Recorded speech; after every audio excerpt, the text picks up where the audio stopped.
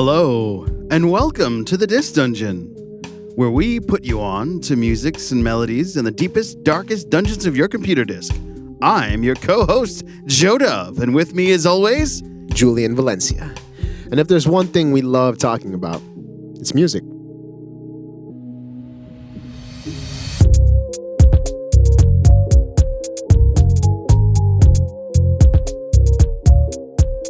whoa, Wow, this is we're live? this is amazing. We're live? Is that what's happening right now? We are live, and we just shared with you all our wondrous intro. Wow, we're live.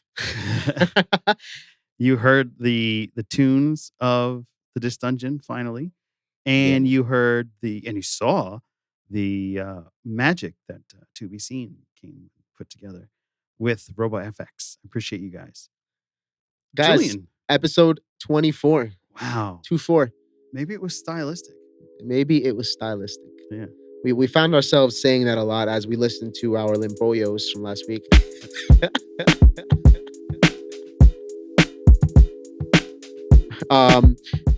You recommended The Mhm. Boxer Rebellion, Yes. specifically the album called The Cold Still. Yes. All right, so you know I always have a lot to say about this shit. Yeah. This music makes me feel good. You know, this is the type of music that I'm gonna put on when I'm starting a run. It's gonna get me hype. It's gonna make me feel like I can conquer this mountain in front of me. Mm-hmm. But they keep it very safe in this music, and I hear the potential for something really great. The and specifically, my theory is that the mixing I would redo. I would bring out the vocal textures more. And again, this is just my opinion, and I hear certain things as a producer, and I feel like if his voice in the first, I want to say the first 8 songs was done a little differently, it would have definitely hit. Mm-hmm. So then the album started getting good. Song number 8, 9, and 10, Both Sides Are Even, The Runner, and Doubt. The 3 songs were great, man. I mean, I really, I really enjoyed them, and especially the last song, which was a live acoustic song. It really confirmed my theory. At that point, well, my theory being that the lead singer's vocals were not done justice in the first 8 songs. Mm. And so, it would have been like an 8 to me. And if I wouldn't have heard the ending songs, it would have been maybe like a 5, but it ended up Yeah. being a 7 Painful. because I know that I haven't heard any other album. And I think that if this was when did this album come out? This album came out in 2000 and do, do, do, do, do, do, do, do. Mm, This album came out in 2011. 2011. Oh, Yeah. terrible year for me, actually. The year that I don't want to remember, 2011. We'll talk about that more in In Music Saved My Life. the future. So overall I gave it a 7. And last week I recommended Sampha. The album was called Process. And I recommended this because last week I heard Riley Ritchie and I gave him an 11 because this Yeah. guy was like off the charts. I fucking loved it. Yeah. Right. And so I heard so many similarities in their just their timbre and their style of music too. So Maybe Uh, they're like related. maybe they're of the same scene. Maybe they're connected. Or maybe it's Maybelline. Maybe we're all connected. Maybe. Spiritually, definitely. I was put onto this magical music journey of Sampha because the connection between Riley Ritchie and this guy is very, very clear. The beginning song, One Plastic, 100 Degrees Celsius. The song just brings you into the synth wave, a new vision of R&B for the modern millennial, maybe. I think that's a good way to describe it. It's a very poetic way to put it. Oh yeah, we're poets, motherfucker.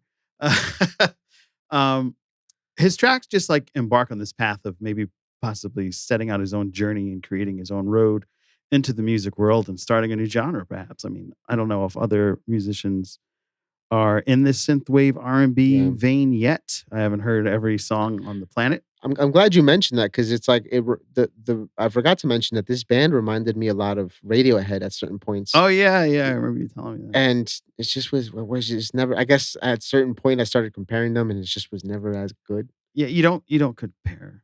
Don't But- compare But Radiohead that's to anybody. But yeah, you're right. That Yeah. kind of like smashed things. It's like I don't compare Sting to anybody. He's gonna be like, they're whack. Ha! Oh my god. See, In fact, actually, there's a lyric in Steve my man in Sampha's album with Sampha. Sampha's album. He says "Ghost in the Machine." I was like, he's a Stink fan.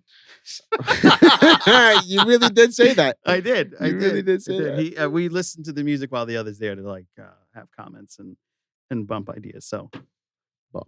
it's not a lie.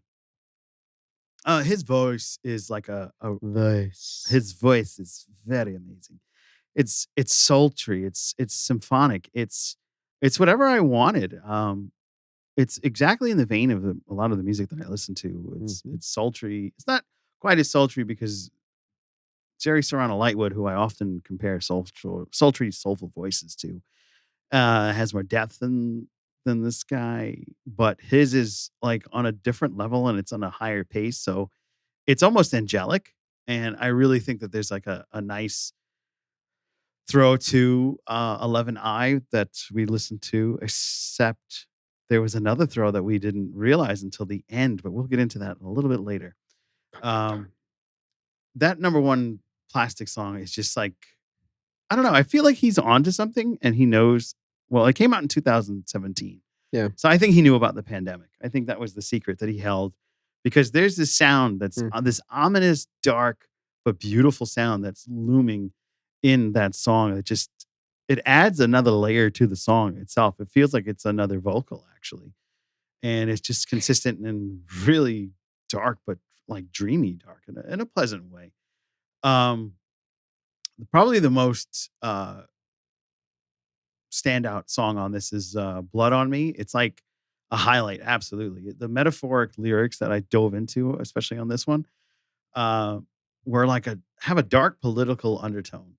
Some of the lyrics, I'm going to read them for you. So, I swear they smell the blood on me. I hear them coming for me. I swear they smell the blood on me. I hear them coming for me. That's the chorus, of course. I wake up in the sky is blood red. I'm still heavy breathing. Felt so much more than dreaming. I get up, they're at the edge of my bed. Yeah. How did they find me? How did they find me? They said. I feel like it's like a beautiful steel slicing into the skin. You ever had cold steel? You ever get cut?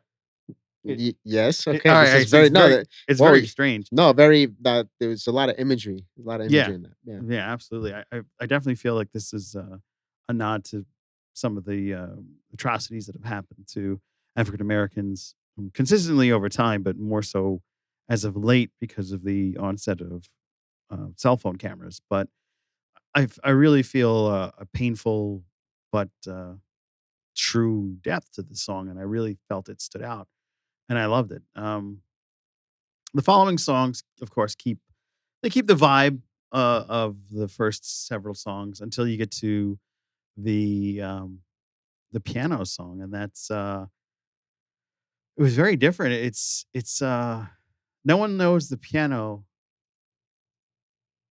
No one knows me like the piano. It's like a swift look into the mindset of his youth, living at his mom's. That's how I feel like that was. I feel like he was almost relaying his experiences with his mom in this song, and I really enjoyed it. It was mysterious, very somber. It kind of skewed. It's a very happy album, even though some of the symmetry, especially in the second song, "Blood on Me," um, lead you to a s- a happy place because of the symphonic pop that he adds into this. But the tempo is brought down with that one, but it's still in a beautiful way. It's such a beautiful song, and anybody that has a great connection with their mother would appreciate this song. Finally, the back to back, we rated 10 albums for me. Back to back 10 albums. I have to give this one a 10 as well. Wow. Because it just had everything, especially this song "Reversed Fruit Fault." But "Reverse Fault," man, that song. Maybe it was a stylistic choice, but Hmm. it But then. but it had like this imagery and sound of some of those like classic MIDI sounds that you hear in classic video games from like Sega Genesis. A little bit more advanced than your Nintendos, but you know, almost to the point of it's your final boss, and this is where we're gonna get thrown into, and this battle's gonna come hard, like a Final Fantasy 10 or 12 or something like that. It's very dope, and I really appreciated that. He almost like flipped it, Yeah, where he reversed it in the Final beginning. Fantasy is a good way to put it, yeah. Yeah, he did a great job with it. Like I said, he's got an absolute 10 for me, and I do see the parallels with Riley Ritchie, and I thought that was a good call. So Alright. you on point, man. Oh, yeah. Yeah. Yeah, man, I mean, as always, guys, the next segment is Music Saved My Life, and as always, we talk about how this music connects to our lives, what we do, how we cope.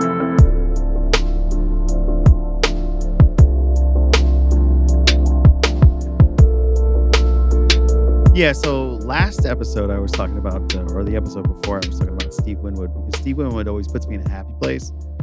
Um, and sometimes my happy places is not where you expect.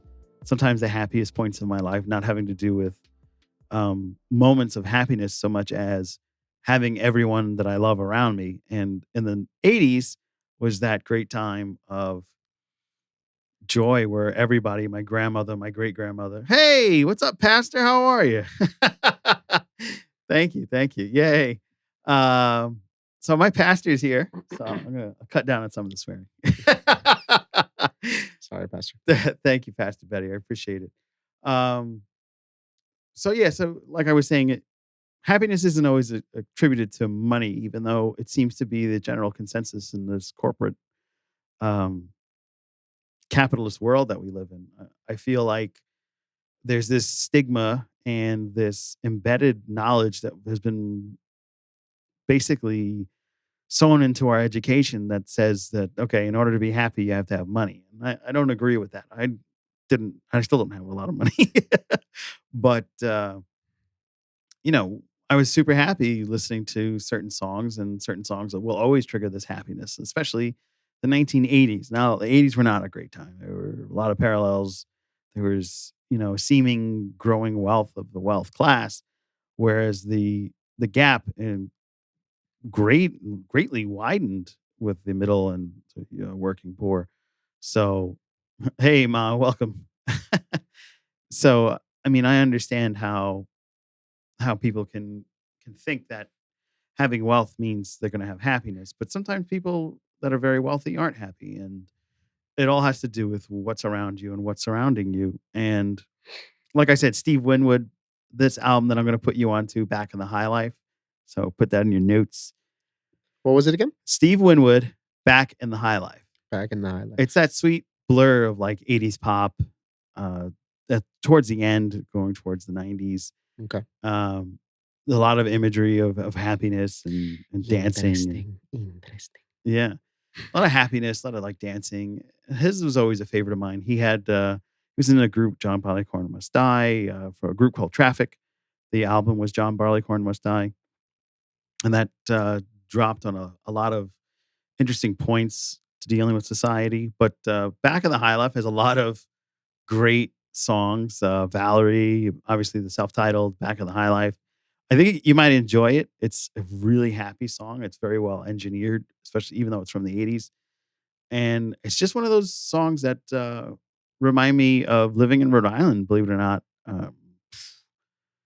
Was it 30 some odd years ago? We're not going to go far, 30 years ago, but because, I would be excited when my uncle would come visit with my grandmother, and knowing that everybody was there. My aunt would come, my mom, my father's grandparents were alive. Everybody was alive, and it was a lot of fun. My half brother would come over with my sister. She was of well state of mind at the time. So I just had a lot of good times at that time. I mean, of course I made great times going forward, but you're always going to remember the years where everyone was together, and Yeah. that's going to be a happy point in your life. Yeah, it's like what's most incredible and eye-opening about listening to artists is that what they're saying is almost the same. It's almost always in the same realm. Mhm. Um, but it's in the way in which they communicate their thoughts. They embellish their words with their experiences, and at that point, there's infinite possibilities that those nuances create. Um, eh, Honestly, like at times, it makes me feel closer to humanity in a way. Um, Yeah. Yeah. And I found there's a lot of like parallels like with Tennessee. Like Tennessee comes up in a lot of the music we're listening Hmm. to. Yeah. 11 I, Justin Timberlake, um, the Boxer Rebellion. Yeah, It just we mentioned, I guess what Joe is connecting to a couple episodes where the word Tennessee comes up in a lyric, where it's the name of a song, or in some way. I mean, and we know that Tennessee has such an impact on music, but it just it's made clear every time we do these episodes. It's made more and more yeah, clear. I mean it's there. Yeah, It's that sound, that single sound that's looming in the background that somebody else knew. yeah, It's just like one plastic. cool. I mean, guys, so the third section in our podcast is called Behind the Beat. Beat, beat, beat, beat. First of all, shout out Joel, who is a member of Made by Audios. And Huh? go ahead. Oh no, and obviously there's two more members. It's me and Henry Martinez as well. The three of us comprise this music production artist development company where we love to make music and we love to see artists grow during this process as well. So this week specifically, we've been again working very hard on Nicole Andrade's EP, which is that's going to be coming out really soon. She goes by Andrade. Um, she has a 3-song EP, one B-side, and it was homegrown. She was our first client ever at Audios, and so we I took remember that. yeah, we took Yeah. care of her. We took care of her. Yeah. Because of course this is what it's about. Yeah. And also in preparation for Shades of Green as well. It'll be coming out this year, and we're getting the pieces together slowly putting the transformer together. More than meets the eye. More than meets the That's right. I'm a big Transformers fan. and specifically this week we worked on this song called Yo-Yos. Oh man, I got to hear that today. That was amazing. Yeah, so yo-yo, if you look in your phone right now, in your iPhone, you're gonna find the yo-yo emoji, and it's this green yo-yo. So if you guys don't know by now, the concept of this album is that there will be no titles. The songs will they'll be represented by green yo-yo emojis. And in this case, we're using that theme as, you ever been in a relationship where you're yo-yoed around? No. Where like she wants you Unfortunately. and then she doesn't want you and then she wants you and then she doesn't. Mhm. You know? So it's a great song. It came out really good. Cara, I came out great. We were popping to it in the car yeah, on the on right on the on way the to the ride studio. over. Yeah, Yeah. yeah. And I'm reminiscing about my own yo-yo in my life when I lived in New York. So like Cara says in the song, it says, "I've never been one for yo-yos. I've never been one for yo-yos." It's She killed it. She killed Absolutely. it. Absolutely. And so you're gonna hear me and Cara Z, which is an artist that we dropped the song with I want to say about 2, 3 months ago. It's called Glass Ceilings. Mhm. And it's a song that actually features Henry Martinez on guitar. Oh, Henry, we gotta get my man down here one day. Yeah. No, He's gotta dive deep down in the dark depths of the we gotta dungeon. throw him We gotta deep. throw him, yeah. Throw him deep. He's got no chance. He's gonna land on his beard and be fine. And we're gonna put him on the spot. There's a fly in here, guys. Say hi. Guest starring Guest starring The Fly. The Fly. Jeff Goldblum. So, guys, if you guys want to listen to that song, go to Spotify, any streaming platform that you have. Glass Ceilings is available.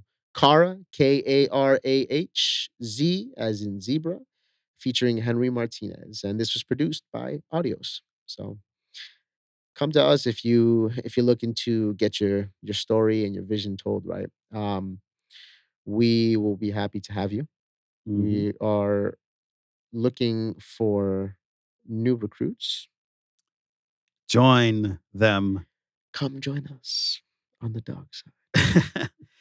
It's not really dark when what you guys do is shine so brightly. So Yeah, we're 3 moons. we're all getting freaking poetic. We're getting fucking flat trucking We're poetic. trucking poetic We're this trucking poetic right now. We're trucking poetic. Silence now. Silence now. Well done, Julian. Well done. Guys, our last section, as always, and the most riveting section of this podcast is We bring you tricks of the keys. Just so Okay. you know, we have a podcast. You can listen to it on all of those streaming platforms that Julian for aforementioned, Spotify, SoundCloud, all the fun stuff. Please share these things with your friends. It helps us grow. It helps get the podcast out. It helps audios. It helps to be seen, which you're listening to on this platform, the YouTubes. But most importantly, there are wondrous tunes that you're missing out on.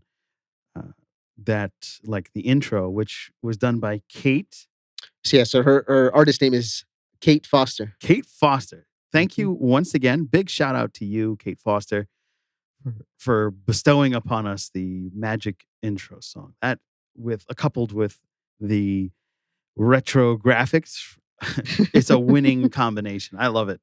I love it. So big thanks. So we're gonna actually do for the first time ever a double totic. Double tot. Double totic. It's a tot. Yeah. I'm gonna jump into Phantogram, one of my favorite albums, voices. I always thought that that album had a lot to do with partaking in the paraphernalia of mind alteration substances. Okay. So the devil's lettuce. No, more than that, but there's a specific song. More than that. More than that, there's a specific song. I thought this was dealing with addiction, and I'm going to read you some of the lyrics. It's called "The Same Old Blues" on the Voices album, and I thought it was about drugs. Today, I lost my future in the past. I got nobody left. I'm going nowhere fast. Never getting far enough away. Like a shadow on the sidewalk, I can't shake it off.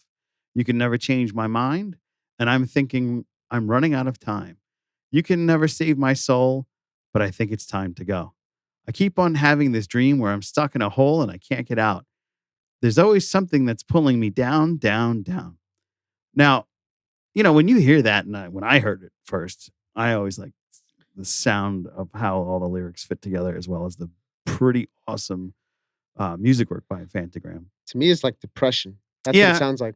yeah, but drugs and depression seemingly go hand to hand. Mm. But unfortunately, goes a little bit further than that. This is yes, depression, but it having to deal with the loss of her sister, who Mm, committed suicide. yeah. Sarah Brothel, the lead singer of Phantogram, when they were making this album, thank you for complex.com for sharing this interview that really fleshed out the deeper, darker elements of the Voices album, which was, to me, in a rocky way, sounded fine. And, though the lyrics were a little bit dark, and that's kind of a staple of Phantogram, they always have psych lyrics. But I really thought that there was just, more drug talk by a musician. But in reality, it was dealing with such a painful thing that it made it almost impossible not to have it in the album, and it shows.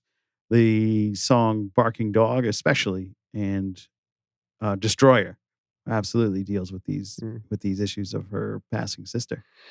And so this is not a dark song, and by way of depression, though I'm sure she's feeling depressed, having faced this terrible tragedy in her life. But I always, especially, like a shadow on a sidewalk, I can't shake it off. A lot of people have a hard time kicking addiction. So I always understood um, that lyric and a lot of the songs similarities to some type of drug use. Mm. Yeah, I mean, and this is the reason why we're having two songs on Tricks of the Keys is because there's another song that there's a band that I've mentioned a couple times, Bayside, and they did. Bayside's your police. Yeah, exactly. They're my Ha! police. Ha Bayside again. Oh. ha. I was waiting for it. Yeah, finally. I was It's like, you. wait a minute. I was like, you got it there. Like, Yeah. I got it. Wait a minute. You listen. I'm not gonna tell you you have it. But yeah, so Bayside did a cover of a song by called Megan by Josh Cater. I may be pronouncing it wrong. I'm sorry. It's Caterer and Carter. Carter or Mhm. Cater. Carter. I don't know which one of the two, but the song itself is about like it sounds like a beautiful bittersweet song of like somebody letting go of a lost love, right? Like they waited as long as possible. They tried as much as they could, but they let go. Right? But in actuality, Megan committed suicide at this train station that they keep referring to in the song, and it's them, letting go of that. The process of healing and grieving through that. And so obviously I had to mention it Yeah, because there's so many parallels with the Phantogram. based on that. Yeah, of Yeah. course. So again, check these songs out: Phantogram, Same Old Blues, and Megan by Bayside. You guys will find it there. Yeah, I mean, trust me, the songs are great. I listened to the Bayside song today, and it's absolutely a beautiful song. And I thought it was about like one of those summer songs from the '60s that talked about the lover you missed. And then You then didn't you were like, cuff. oh no, that's not it. You didn't Oh wow, cuff before bringing Cuff winter. back. Wow, yeah. The classics return. Classics. But a lot of great music here on the podcast. Definitely got to check it out. We will, of course, indulge you with some of these great musics by adding them to the Disc Dungeon playlist that can be found on YouTube on the tobeseen.com channel That you can be found. that you can find, That you can be found. but I can be found. That you can be found. But you can be found. You can find yourself. But in this you can definitely podcast. find these songs on the podcast. the podcast playlist, and that is on the To Be Seen channel. So just YouTube, To Be Seen, the number 2 BESCENE. I encourage you to listen to these songs so you can take a listen for yourself. Come back and Yep. let us know what you think. Do you agree with us? Do you disagree with us? And this is a shameless plug. Oh, you got cards? And I don't have one? Give me, that's fine. Shameless. Now I have an official made by Audios card. Oh, this is a really nice texture too. Jeez. Good job. Bye, guys. Have a great week. As always, Julian Valencia. Joe Dove.